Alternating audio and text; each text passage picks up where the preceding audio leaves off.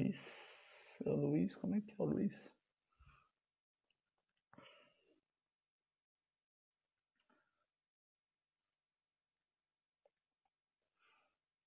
Fala pessoal, tudo bem? Dá para escutar? Fala Anthony, dá para escutar? Oi Bruna, dá para escutar o que eu estou falando? A luz está boa? A Jane já está na área. Acho que se eu virar assim, de repente fica melhor a luz, né? Melhorou um pouquinho. Acho que deu uma claridade. Olha aí, nossa chefe de comunicação, Fêmea Brava. Tá dando para escutar legal? A luz tá boa? Tá tudo certo a imagem? O pessoal da Punk UF entrou também, acho que eu conheço. Isso. O som tá legal, né? Tá tudo certo. Porque tem esse microfonezinho aqui, eu não sei se funciona muito bem.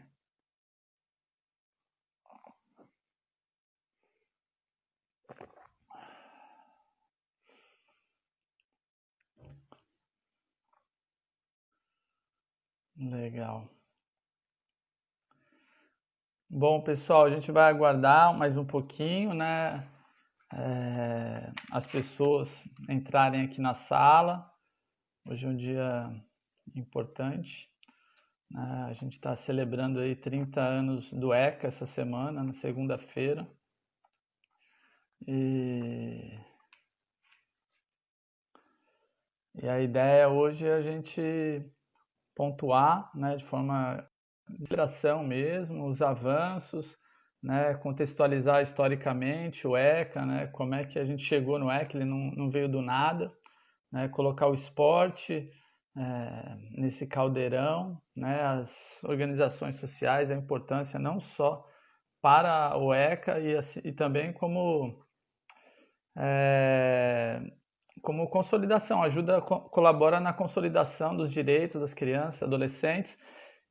E durante essa semana a gente teve um episódio bem legal, que foi a gente teve uma live com a professora Isabela, que inclusive é ex-aluna do projeto, e a Isabela já foi criança, já foi adolescente lá no Projeto Grael, e ela fez a live com alunos, e foi maravilhoso, né? Foi bem legal, pretendemos fazer outras vezes, mas teve um aluninho, o Luiz, que não conseguiu entrar, e ele estava super... Aluninho não, alunão, né? Desculpa, Luiz. Que ele estava super empolgado para participar e a gente sabe que às vezes nem tudo funciona como queremos, né? Ele teve problema de internet mesmo, né, de sinal, e não conseguiu entrar. Então, o Luiz vai entrar aqui, inclusive porque a gente está celebrando o ECA, né, e um dos maiores paradigmas aí quebrados no ECA foi que as crianças e adolescentes são agora sujeitos de direito, né, não são mais coisas. Então, vamos dar voz às crianças. Eu vou tentar colocar o Luiz aqui. Você está pronto aí, né, Luiz? E eu preciso ver como é que eu coloco ele. É clicar e convidar? Cadê o Luiz? Deixa eu achar aqui. Eu sei que ele tá aqui. Tá aqui, Luiz. Fazer. Tô te chamando, Luiz, para você mandar aquele abração antes da gente começar a nossa atividade com a nossa convidada do dia, a Jane, né? Do Empodera. A gente vai bater um papo com o Luiz. Luiz, aluno do Projeto Grael. Vai contar, estou aguardando aqui, está entrando. Vamos ver se hoje o Luiz consegue entrar, mandar o recado. Olha o Luiz entrando aí. Grande Luiz. Oi. Cadê? Tô te escutando, não tô vendo sua imagem direito, Luiz. Beleza, cara? Como é que você tá? Estou tudo bem aqui, por aqui. Tá tudo bem? Yeah. Tá bonitão aí. Sua imagem tá um pouco pixelizada aqui para mim, né? Em quadradinhos, mas já dá para ver que você tá aí. Tô te escutando legal. Tô vendo a camisa do Projeto Grael. Você tá uniformizado hoje. Tá com saudade de voltar para ela, cara? Como é que tá? Voltar pro projeto? Eu tô com muita saudade. Muita Tá saudade com saudade. mesmo. E os professores? Quem é o seu professor agora? Quem é o seu Nico. professor esse semestre? É o Nico? É, Professor Nicolás Calabrese, nosso professor estrangeiro, argentino, é. brasileiraço. O Nico é demais, é um baita educador que a gente tem no projeto. Prazer enorme contar com ele. E você tem participado das atividades que a gente está fazendo remota, Luiz? Eu participei até de um vídeo, né? Aí no Instagram do projeto. Eu vi o seu vídeo. O vídeo falava sobre o ECA também, não era esse? Ou você falou ou do mar? Você fez os dois? Eu fiz só um, falando como está a nossa quarentena e o que o projeto significa pra gente. Você quer falar pra gente de novo isso? Então, conta pra gente. Como é que tá a quarentena? O que o mar representa para você, o Projeto Grael? Tá. O projeto Grau significa muito para mim, porque antigamente eu não fazia nem atividade física. Eu só chegava da escola e mexia no celular e fazia atividade. Aí agora surgiu o projeto Grael, e mó tempão que eu tô querendo fazer o projeto Grael e eu consegui entrar. Maneiro, maneiro. Então, esse semestre, esse ano, na verdade, está sendo um ano bem atípico, né? Difícil, a gente fazendo as atividades à distância, sem interagir, né? Olho no olho, sem poder fazer atividade física no mar, enfim. Mas a gente está se reinventando, né? Estamos inventando outras formas de trabalhar, né? Aprendendo bastante coisa à distância, tentar usar tudo que a gente está aprendendo esse semestre para o ano que vem ou no próximo semestre mesmo agora, quem sabe a gente volta e a gente usa esse conhecimento na prática, né? Então a gente meio que aprende a velejar, né, na teoria, virtualmente, mas quando entrar na água vai ser um arraso, cara. Poxa, eu tô doido para ver aquele projeto cheio de gente, cheio de criança, cheio de adolescente, cheio de jovem, né, com muita energia.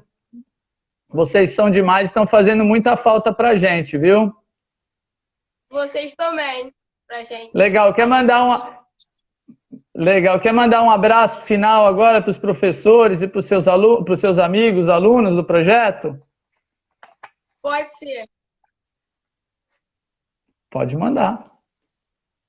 Então, eu quero mandar um abraço para meus professores, o Marlon, a Renata e o Nico, meus amigos que devem estar assistindo agora. Um beijo. Eu queria agradecer ao Projeto Grael por me ter deixado entrar lá. E eu acho que o Projeto Grael é uma família. E somente eu tenho que falar para eles de gratidão. Muito massa, Luiz. Não precisa agradecer, não. A gente que agradece por você fazer parte do projeto junto conosco. Vocês, alunos, são a condição principal, né? Sem vocês, o projeto não existe, né? Vocês, os professores, são elementos fundamentais, tá? Obrigadão. Logo mais a gente está junto velejando, tá bom? Tá. Tchau. Um forte abraço e continua aqui, que a gente vai bater um papo sobre o ECA, né? O ECA é o Estatuto da Criança e do Adolescente. E ele traz garantias, direitos, né? Um arcabouço de proteção para vocês, né? Para os jovens e crianças e adolescentes, inclusive do Projeto Grael. Legal? Legal. Um abraço. Vou ficar aqui na Tchau. live. Fica assim, fica assim.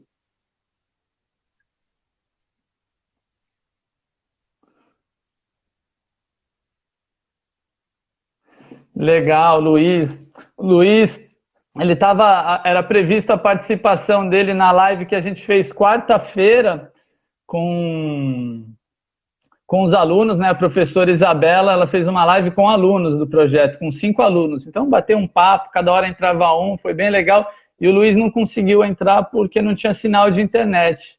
E ele estava super empolgado. Então, hoje, como a gente está falando de ECA, né? Que é o estatuto que justamente dá voz às crianças e adolescentes, né? Os reconhece como sujeito de direito. Ele tem que vir aqui e dar voz, né? Tem o direito de vir falar um pouquinho. O pessoal aqui está mandando um salve. Mandar um salve para uma criança muito especial na minha vida, minha filha, Maia, que está aqui me assistindo. Maia, Papai te ama. Beijão. Segunda-feira a gente está junto de novo. Tá? Bom, para a gente dar sequência a esse dia tão importante, tão legal, a gente fez questão de convidar alguém que trabalhe com esporte, que trabalhe com esporte na perspectiva do desenvolvimento humano, e é uma grande amiga nossa, uma parceira, né? Trabalha numa outra organização, aqui em Niterói, inclusive, então é outra ONG que está instalada em Niterói, faz um trabalho maravilhoso, um trabalho de capacitação. Bom, estou dando spoiler, né? Não vou falar muito porque vou deixar ela mesmo se apresentar, eu adoro ela, é a Jane, do Empodera. Eu vou colocá-la aqui na live, tá? Deixa eu te achar, Jane. Deixa eu ver como é que eu faço isso também. Ixi, tá cheio de gente aqui. Vários professores. Cara, tem alguém me ligando do Paraná. Não dá, né? Do Paraná, não. Vai que estão me ligando de... Vai que é de Curitiba, né? Melhor não atender. Deve ser... Isso deve ser... Aqui, vou adicionar Empodera.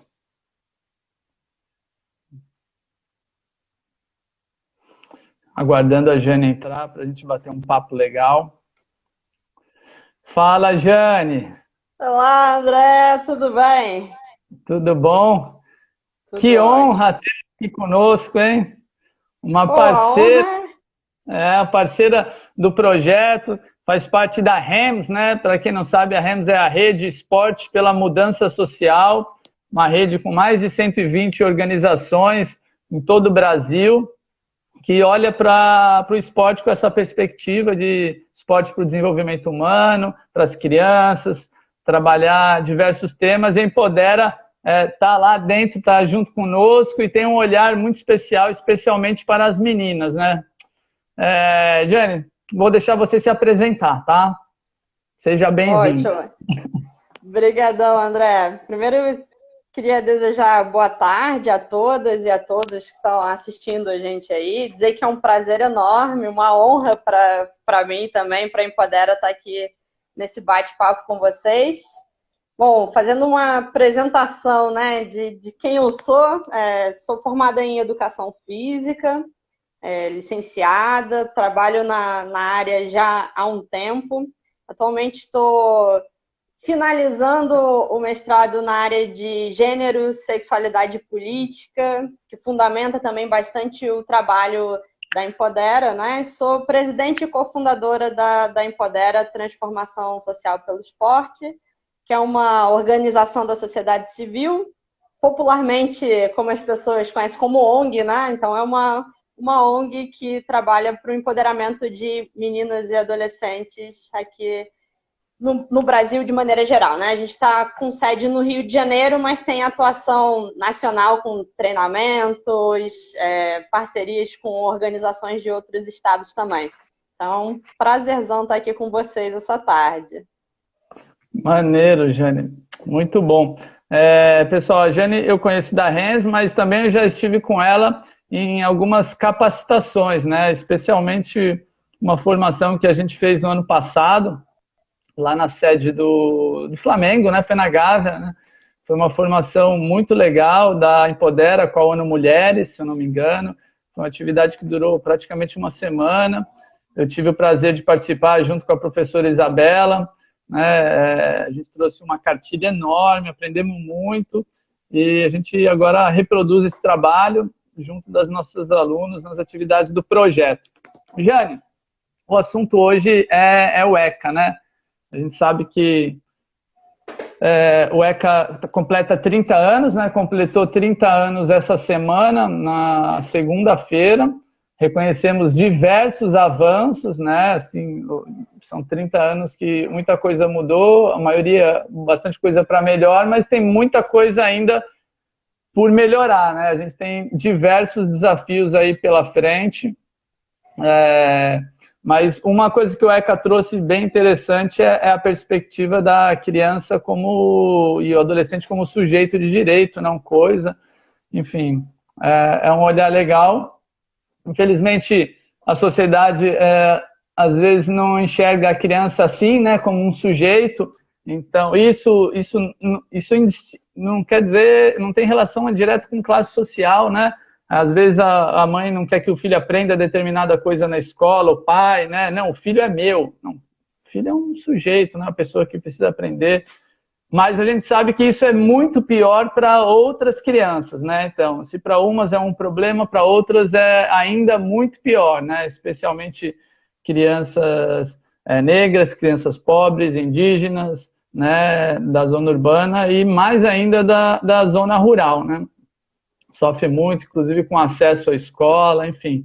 Estou adiantando algumas coisas que a gente pode falar mais para frente, mas eu queria, eu estou aqui com um roteirinho, pessoal, que a minha chefa Natália, chefa de comunicação, fez. Eu estou tentando seguir aqui para não me perder, tá? Senão a gente se perde aqui no bate-papo e a gente só tem 1 hora. Bom, eu não sei se eu gostaria de fazer um apanhado histórico assim, até chegar no ECA, ou a gente conversa antes sobre Empodera, o que você prefere?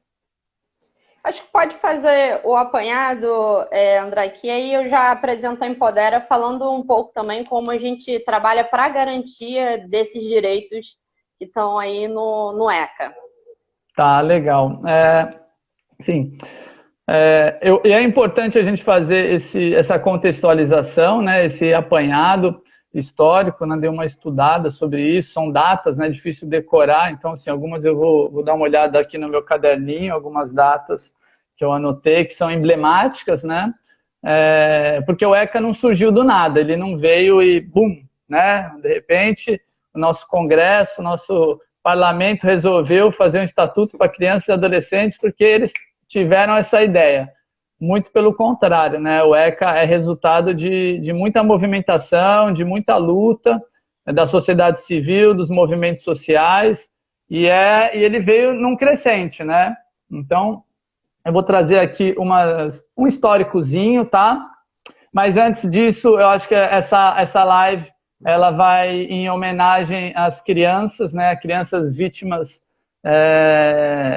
da violência, crianças vítimas da violência do Estado, né? A gente pode citar a Ágata, João Pedro, Cauã, Cauê, Miguel, né? Todos foram mortos aí num contexto de operação policial, e é sempre legal, importante ressaltar todos pobres, periféricos e negros, né? E esse é o recorte.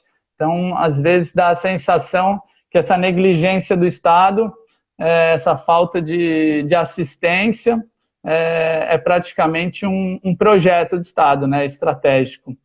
E é contra isso que a gente luta, né? Vamos lá, vou mostrar um pouquinho, só... meio, assim, meio chato, pessoal, mas vai passar rápido, tá? Só para a gente entender como é que como é que a gente chegou nisso, né? Então, lá em 1726, né, o Estado não se preocupava com as crianças, né? Na verdade, quem tinha uma preocupação com as crianças eram as instituições religiosas. Então, o cuidado com as crianças, né, no século XVIII era feito pelas organizações religiosas, né? Mais precisamente a Irmandade Santa Casa de Misericórdia. E eles tinham um negócio que chamava Roda dos Expostos, né? E era conhecido como Roda dos Rejeitados. Então, geralmente a mãe, quando tinha uma criança, não tinha condição de criar, não queria, não sei, né? Ela levava era um cilindro assim, né? Tipo um lance de entregar pizza ou de banco, colocava a criança lá e girava. Então ela entregava a criança no anonimato e sumia, né? Então, assim, a criança era criada, né? Mais para frente, já quase em 1900, 1890, surge o primeiro Código Criminal da República, né? Então, tá vendo? A criança ela era tratada nesse viés, e não só nesse, você vai ver mais para frente, que é sempre ela tá nesse escopo do Código Criminal, Código Penal, aí que trata a criança, né? É sempre na perspectiva, como é que a gente vai punir esse moleque? E o Código de 890, ele trazia a seguinte teoria, era a teoria do discernimento. Então, assim, as crianças, as crianças abaixo de 14 anos, de 9 a 14 anos, ou seja, crianças de 9 a 14 anos, né? Eles passavam pela teoria do discernimento. Então, se o juiz passava por uma avaliação psicológica, e se eles chegassem à conclusão, ele sabia o que estava fazendo, então era penalizado como adulto, né? De 9 a 14. De 14 em diante já era adulto, né? Nessa época. Então, era bem cruel, né? E você imagina como é que era essa avaliação, né? Essa avaliação psicológica feita pela uma elite branca, escravocrata. A gente tinha acabado de sair da escravidão, então eu acho que essa avaliação psicológica era uma avaliação com uma paleta de cor, provavelmente, e de condição social, né? Dependendo da cor da criança, dependendo da origem dela, ela tinha discernimento ou não. Mais para frente, em 1921, a gente teve uma mudança, né? Que aí, a partir de 14, continuava sendo penalizado e menos era tratado como menor delinquente, ainda sob essa teoria do discernimento. Mas, em 1926, teve um caso chamado Caso Bernardino. Vê se isso é uma coisa que não acontece até hoje. Isso em 1926. Bárbaro, mas assim, parece que a gente não evoluiu tanto assim.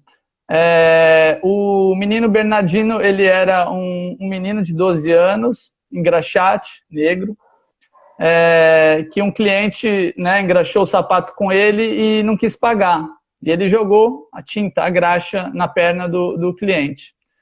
Por conta disso, ele com 12 anos foi preso, foi colocado numa cela com 20 adultos, ele foi abusado de todas as maneiras possíveis e depois jogado na rua, pelo próprio Estado, né? Ah, não, você não pode ficar aqui. Jogou na rua, ele foi hospitalizado e no hospital ele foi entrevistado por alguns repórteres e aí o caso tomou, né, chamou atenção e aí a sociedade começou a repensar sobre isso. E então, assim, é um caso bem emblemático, conhecido, chama o caso do menino Bernardino, né? A partir daí começou, né, sempre quando tem um caso que explode, né, a gente começa a refletir sobre alguns assuntos. Em 1927, a gente teve o primeiro código, sempre na perspectiva penal, tá? Código para menores, né? E aí ele criou a Escola de Preservação para Delinquentes, né? Chamava para delinquentes, tá? A criança que tinha cometido alguma coisa, como o Bernardino, jogou uma tinta, né? Num cara que não queria pagá-lo. E a Escola de Reforma para Abandonados. Então, os abandonados, as crianças que não tinham pai, elas precisam ser reformadas, né? Só que, assim, ainda estava naquela perspectiva do discernimento, né? E era feito... tinha algumas leis, mas dependia muito da discricionariedade do judiciário, do juiz. O juiz que ia decidir, na verdade, se a criança tinha cometido um crime, ou se ela tinha discernimento ou não tinha, né? E, poxa, discrecionariedade com o judiciário, que hoje em dia é elitista, classista, racista, imagina no início do século passado, né, como não era feita essa avaliação. Mas, mesmo assim, esse código ele é comemorado, né, porque ele trouxe algumas regulações em relação ao trabalho infantil, né? Na época, se dizia uma frase, né, que assim, o trabalho da criança é pouco, só não aproveita quem é bobo, né? E esse é pouco quer dizer assim, é pouco custa nada, né? Então era assim, né? A criançada, principalmente os pobres, né, trabalhava a troco de comida. E esse código ele começou a tratar dessa questão. Mais para frente veio a reforma penal na era Vargas, em 1932, né, já começou, né, a melhorar, mas as crianças acima de 14, né, acima de 14 anos ainda era tratado como adulto penalmente. E em 64 foram criadas as FEBEMs e FUNABEMs, né, durante o regime militar. Mas ela, assim, ela acabou, inclusive, né? Ela não ressocializava, tampouco educava as crianças. Já em 75, né, já assim, foi o ano que eu nasci, né, já estou me entregando aqui. velhinho. Se eu nasci em 75, em 90, no ECA, eu nunca fui criança, né? Porque eu já era adolescente, já tinha 15 anos. Então, eu nunca fui criança, embora eu tenha sido criada num lar com todos os privilégios e todos os amores possíveis. Não posso reclamar de forma alguma.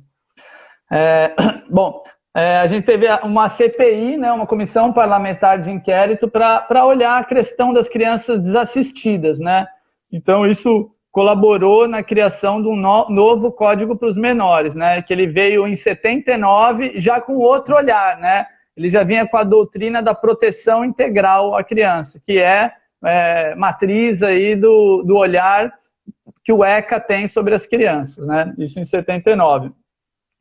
Em 85, tá vendo? A gente foi avançando, mas, gente, mais de século para a gente conseguir andar, né? O tempo vai passando e o avanço é lento, mas há. O importante é que há avanço, ele tem que ser celebrado, pontuado, comemorado. Em 85 tem um episódio bem interessante, no Congresso, mais de 20 mil meninos e meninas, 20 mil jovens, né, meninos e meninas, fizeram uma ciranda em volta da Constituição, ciranda da Constituinte, em volta do Congresso, né? Era um movimento social, tinha um movimento nacional de meninos e meninas de rua. Eles foram escutados pelos nossos parlamentares em 85, ainda né, no finalzinho do período de ditadura militar, bem já no final. E os meninos estiveram lá em Brasília, fizeram essa volta no Congresso e reivindicaram, né? E foram escutados. O importante é que eles foram escutados. 3 anos depois, a gente tem a nossa Constituinte, né? A Constituição de 88, conhecida como a Constituição cidadã, né? Só que antes da Constituição a gente teve o Fórum Nacional das Entidades Não Governamentais de Defesa da Criança e do Adolescente, né? O Fórum DCA. Percebe que assim, essa movimentação da sociedade civil e das organizações foi fundamental, né, para pressionar, e é sempre assim, né? A sociedade tem que pressionar para que as leis venham, né? Dificilmente a lei vem antes das necessidades sociais. Em 88 a gente teve a nossa Constituição, muito importante, que ela também é importante, sim, no que tange a criação do ECA, né? O artigo 227, eu vou ler aqui, que é um artigo importante, né? Ele estabelece como dever da família, da sociedade e do Estado, então estabelece o Estado como responsável, corresponsável para assegurar à criança, ao adolescente e ao jovem, com absoluta prioridade, o direito à vida, à saúde, à alimentação, à educação, ao lazer, à profissionalização, à cultura, à dignidade, ao respeito, à liberdade e à convivência familiar e comunitária, além de colocá-los a salvo de toda forma de negligência, discriminação, exploração, violência, crueldade e opressão. Né? Então, assim, é um artigo muito bonito, né? A gente sabe que a gente não atende a tudo isso, né? Mas é importante que a gente tenha isso documentado, isso como um artigo da Constituição fundamental, e ele ajudou na criação do ECA, né? Ele e é importante, inspirou. André, pensar... Vou aproveitar a bola levantada para continuar aqui o nosso debate, que é importante ressaltar, né, que esse artigo que você acabou de ler foi incorporado pelo próprio ECA, né, o artigo 4º do próprio Estatuto da Criança e do Adolescente, que coloca a gente aí como um dever, né, não só do Estado, não só da família, mas também a sociedade civil, de maneira geral, como responsáveis por resguardar os direitos de todas as crianças e adolescentes, né? E aí a Constituição do ECA, em 1913 de julho, né, em 1990, é muito importante para regulamentar mesmo esse sistema de garantia de direitos, né? Colocar de maneira integrada organizações, movimentos sociais, organizações públicas e privadas, a sociedade civil, que né, é o setor que as ONGs, né, participam, para também resguardar, priorizar e garantir essa gama de direitos, né, das crianças e dos adolescentes que são estabelecidos aí pelo ECA. Então, aproveitando esse seu gancho, falando um pouco como a Empodera trabalha, né, nesse sistema de garantias de direitos para priorizar e conseguir garantir o direito das meninas e adolescentes, né?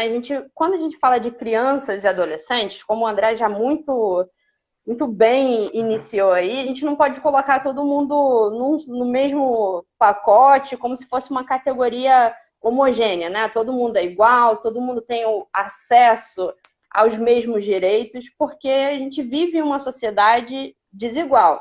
A gente vive em uma sociedade que reforça as desigualdades de classe, as desigualdades de raça, desigualdades de gênero.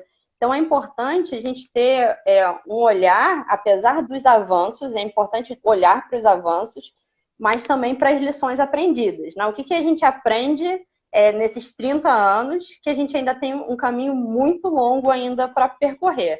Então, pensando nisso, as meninas, por toda a desigualdade de gênero, né, que é estrutural na nossa sociedade, elas têm maior dificuldade, né, de acessar uma gama de direitos. Então, meninos periféricos, meninos negros também. Se a gente for colocar aí um dado que o André bem trouxe, acho que a gente tem que reforçar as vidas que são perdidas diariamente, né, na mão do Estado, na mão da violência, enfim.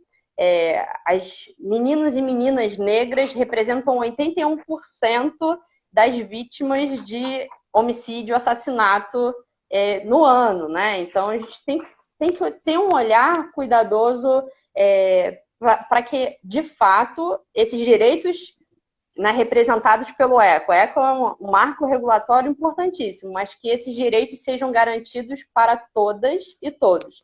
Então, é nesse sentido que a Empodera foi fundada, né, em 2017, por mim, pela Thaís Olivetti, por um grupo de colaboradores e colaboradoras. Foi fundada a nossa missão é empoderar meninas e adolescentes que vivem em situação de vulnerabilidade social, pensando que pessoas, meninos, meninas, mulheres, homens, que vivem em situação de vulnerabilidade social têm maior dificuldade para acessar os seus direitos.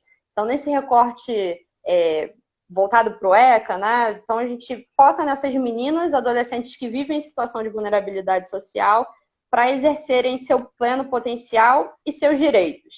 O que a gente quer dizer com exercer pleno potencial e direito, né? É garantir o acesso aos direitos, o debate sobre esses direitos, porque a gente só pode garantir que meninas tenham acesso ao direito, né, que elas exerçam seus direitos, se a gente fala sobre eles. Se as crianças e adolescentes têm contato e têm conhecimento sobre o que são direitos, por exemplo. Então, nessa onda do ECA mesmo que a gente fundamenta o nosso trabalho para a garantia de direitos de meninas e adolescentes.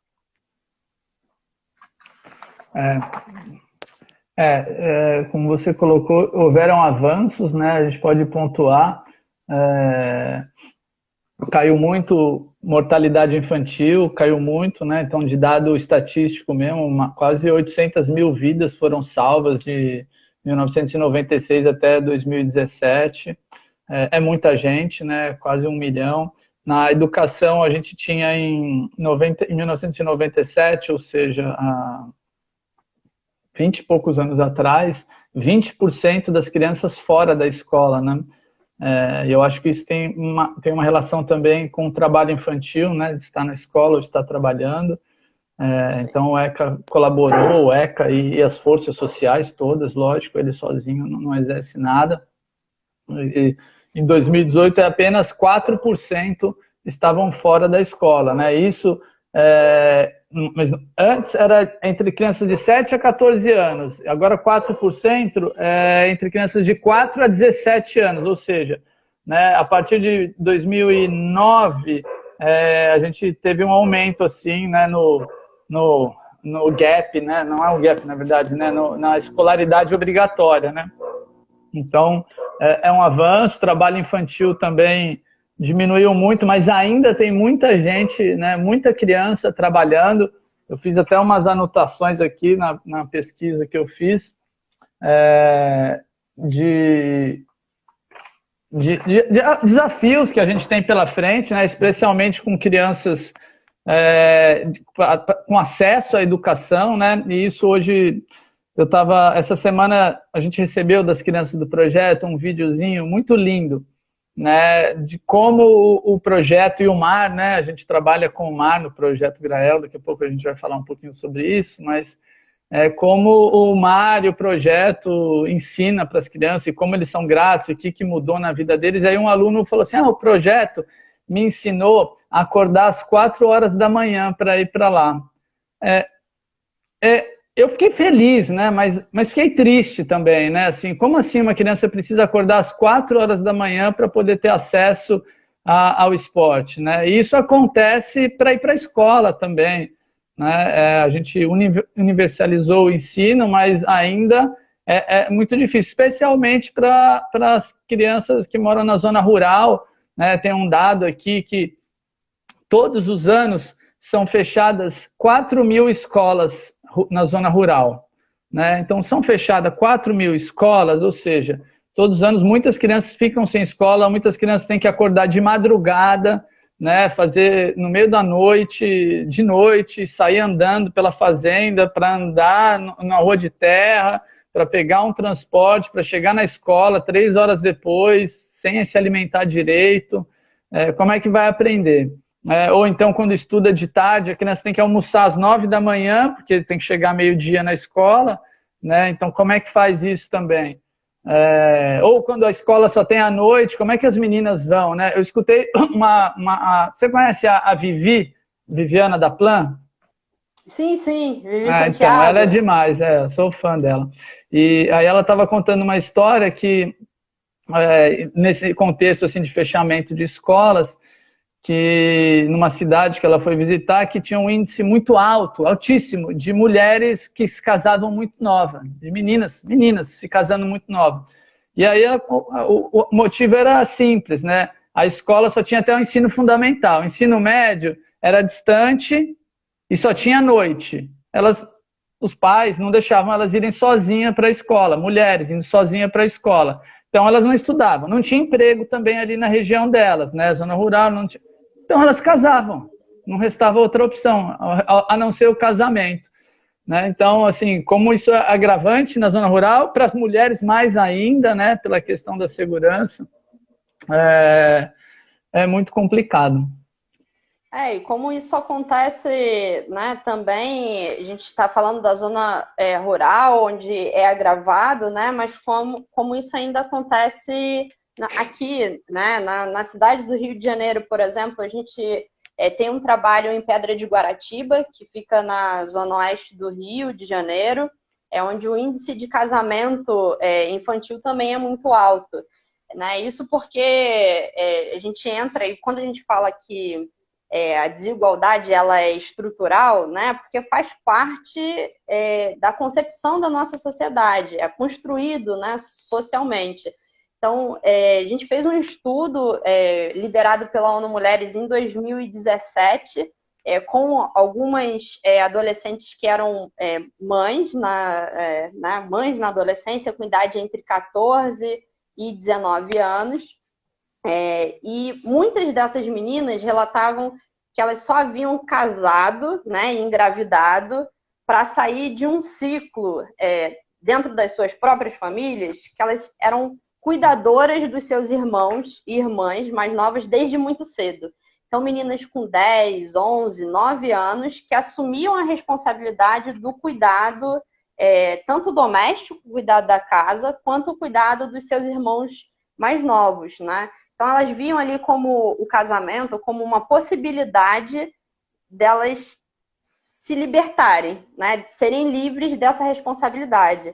mas elas caíam em um outro ciclo, que é o ciclo da violência doméstica, o ciclo de engravidar na adolescência e assumir responsabilidades com seus próprios filhos agora. Então, essa é uma realidade que não afeta só as meninas de Pedra de Guaratiba, por exemplo. Afeta meninas do Brasil todo. Então, a gente vê assim, né, a importância do ECA para, primeiro, reconhecer como sujeitos, meninas, meninos, crianças e adolescentes, como sujeitos de direito. O que isso representa? Né? O sujeito de direito, eles têm ali seus direitos garantidos por lei. Existe lei que regulamentam políticas públicas também. E trazem aí a sociedade civil para debater e as próprias crianças e adolescentes para debater a elaboração, a criação, né, monitoramento dessas políticas públicas.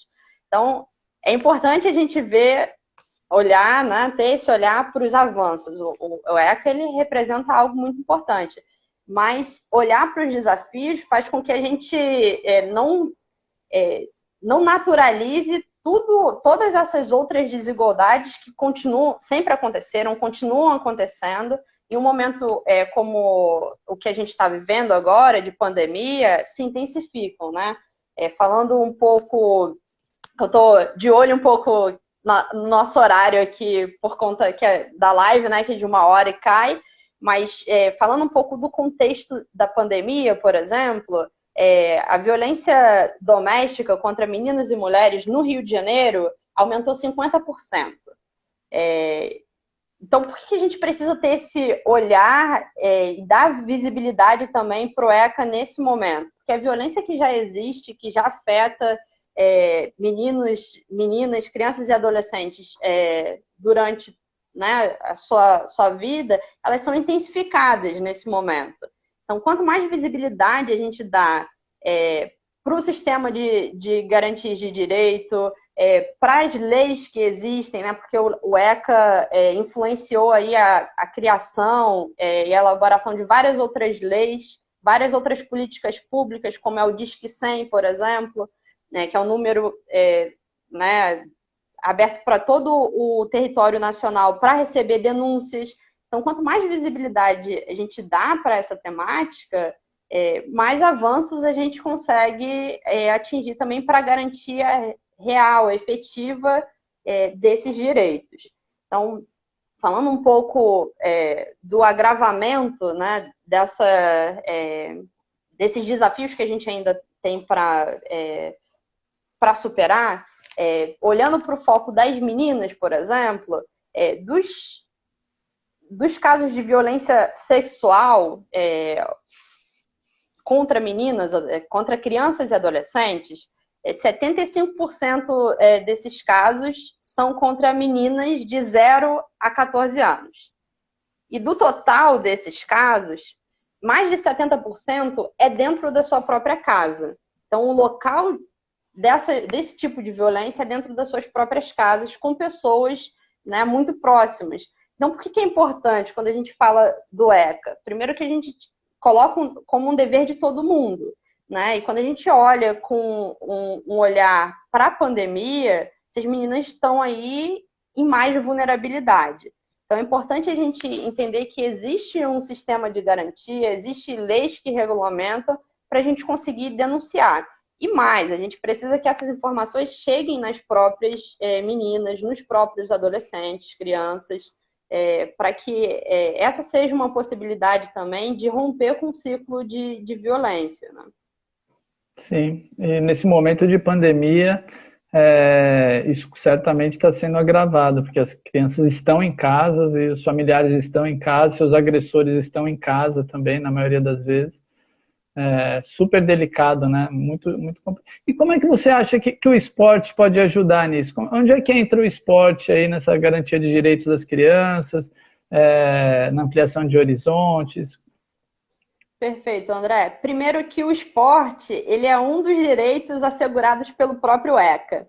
Então, ele está ali no 4º capítulo, né? O esporte, o lazer, a cultura, a educação é um direito assegurado a todas e todos, né? Adolescentes e crianças. Então, a gente utiliza o esporte, e por ser um direito, né, ele é um direito porque ele potencializa essa visão de desenvolvimento integral. Né? Pelo esporte, a gente pode desenvolver não somente as competências físicas, né, habilidades motoras, como também discutir temas, né, importantíssimos para que essas crianças e adolescentes tenham conhecimento, acesso aos seus direitos e exerçam a sua cidadania, né? E exercer cidadania é também falar, né? Ter o direito a falar sobre esses problemas que afetam as suas próprias vidas. Uma coisa sou eu falando de uma posição social da organização, sobre o que eu acho que são direitos das crianças e dos adolescentes, ou que eu acho que afeta a vida dessas crianças e das adolescentes.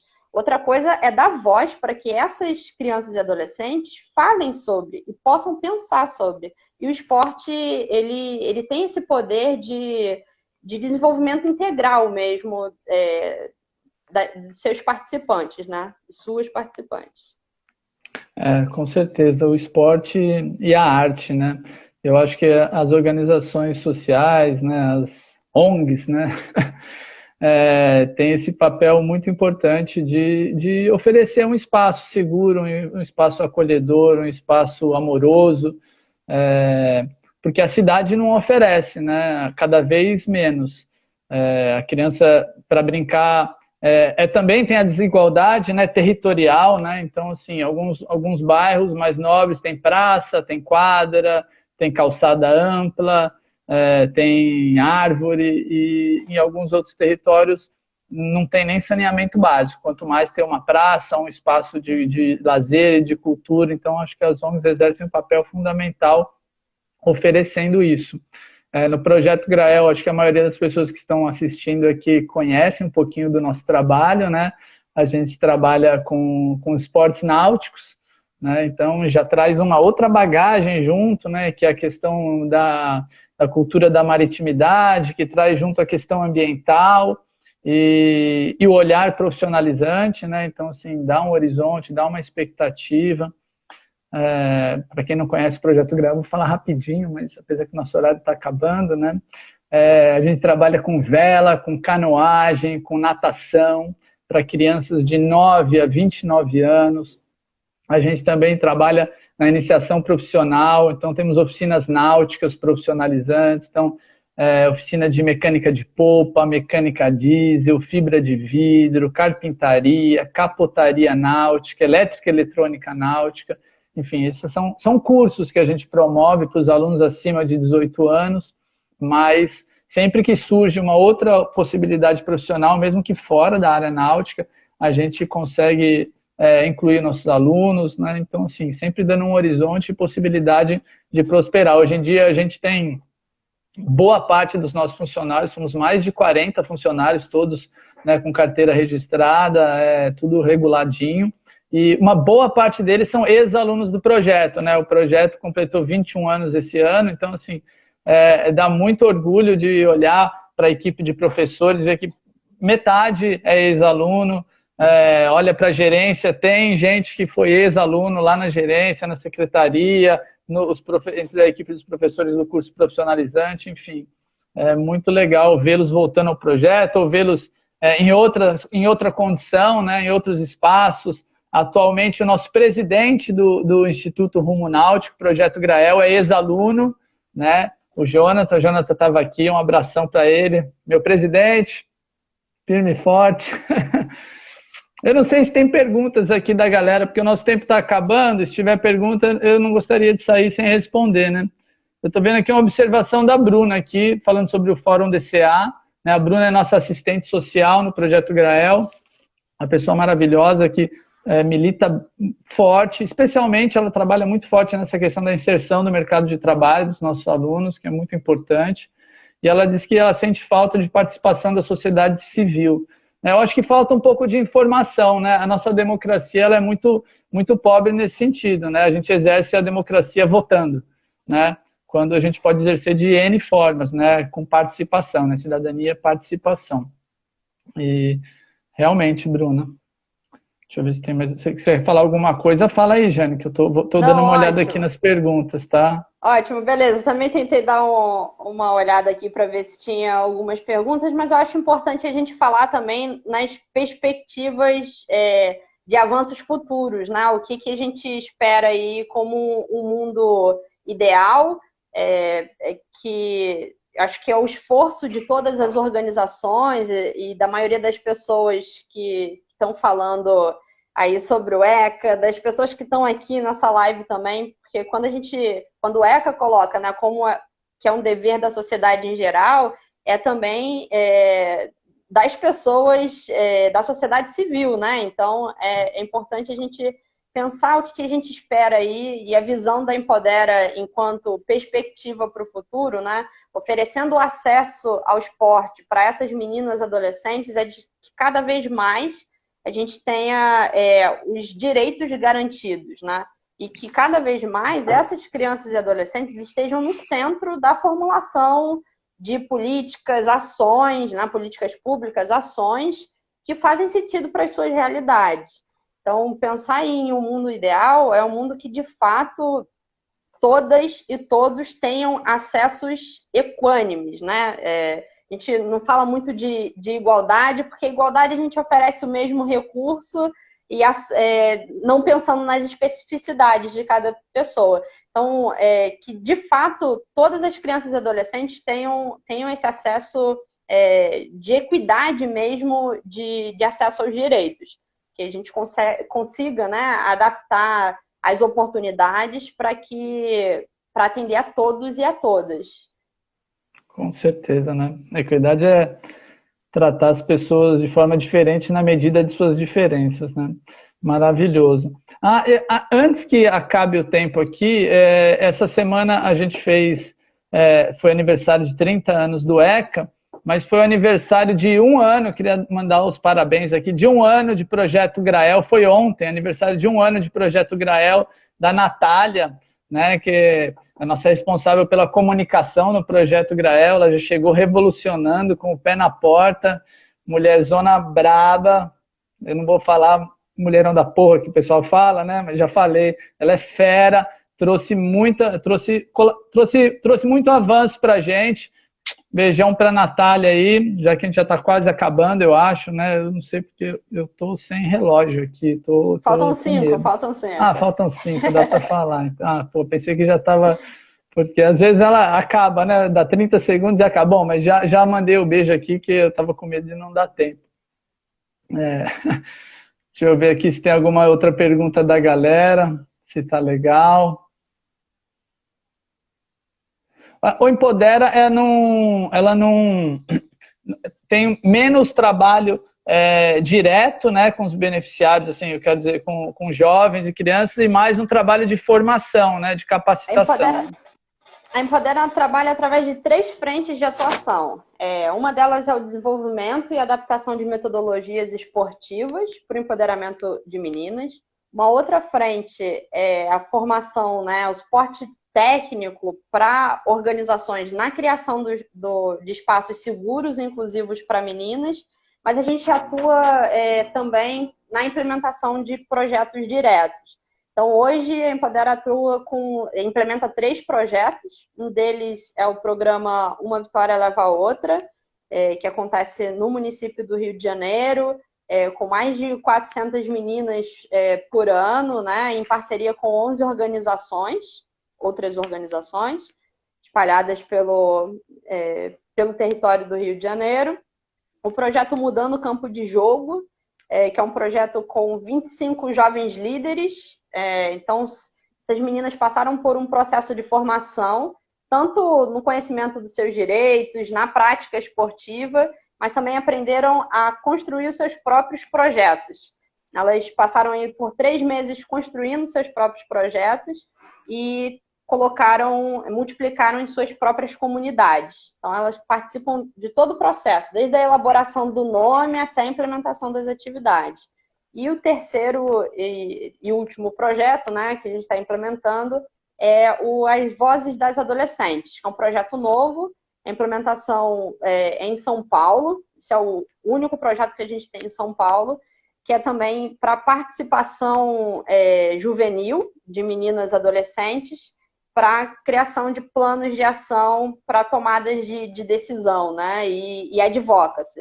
Então, essas meninas estão criando aí seus projetos para influenciar tomadores de decisão a avançar, né, na garantia de direitos para essas meninas nas suas comunidades. E aí a gente utiliza o esporte como uma ferramenta, né, de discussão para que essas meninas tenham acesso a essas discussões e se beneficiem das habilidades desenvolvidas pelo próprio esporte. Então, todas essas metodologias utilizam o esporte, mas tem aí um foco de desenvolvimento mesmo do potencial das meninas e para que elas exerçam os seus direitos. E o direito de falar e mudar suas comunidades é um direito. Então, a gente trabalha para garantir que essas meninas sejam as protagonistas. Maravilhoso, né? Sou fã do trabalho de vocês, muito legal colocar as meninas, dar voz a elas e autonomia, responsabilidade, muito bom. Jane, acho que a gente está encerrando agora, né? No meu, agora eu vi aqui, já está quase, né? Comecei a contar depois que você falou que faltavam 5. Queria agradecer imensamente você ter aceitado o convite aqui do projeto, fazer uma live com a gente. Para mim foi um prazer, uma honra, sempre aprendo muito. Acho que todos aqui gostaram. A live vai ficar gravada, galera, vai ficar gravada no IGTV. Então, depois, quem está assistindo, curtiu, divulgue aí com a galera, divulgue os projetos, as ações do Projeto Grael, do Empodera e da Rede Esporte pela Mudança Social, a REMS. Tá bom? Um abração para os alunos, um abraço para você, Jane. Fala, pode falar. Foi um prazer. Não, super obrigada, só queria agradecer mesmo. E foi um prazer estar aqui com vocês. Tá legal, então. Eu tenho encontrado a Mariana nos encontros da REMS. Legal. Ela tem falado muito. Manda um abraço para ela também, um beijo. Tá bom? Beijo. Beijo, tchau, tchau. Valeu, galera. Obrigadão.